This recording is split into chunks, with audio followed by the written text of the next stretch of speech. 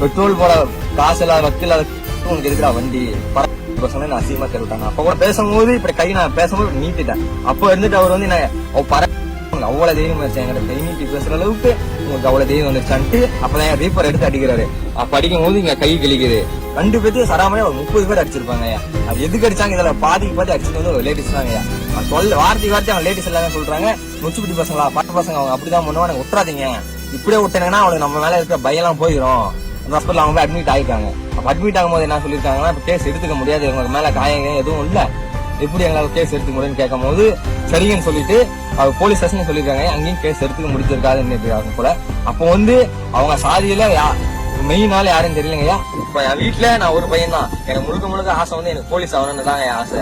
இப்ப வந்து என் மேல எஃப்ஐஆர் போட்டாங்கன்னா என் லைஃபே ஸ்பாயில் ஐயா. நான் அதே மாதிரி சொல்றேன், அதே மீறி என் மேல என் கனவு மட்டும் வீணா போயிடுச்சுன்னா ஒண்ணு என்னை சூசைட்டா தான் பண்ணுங்க. அதை தவிர சூசைட் பண்ணாலையும் அத்தனை பேர் எழுதி வச்சுதான் நான் சாகுவேன்.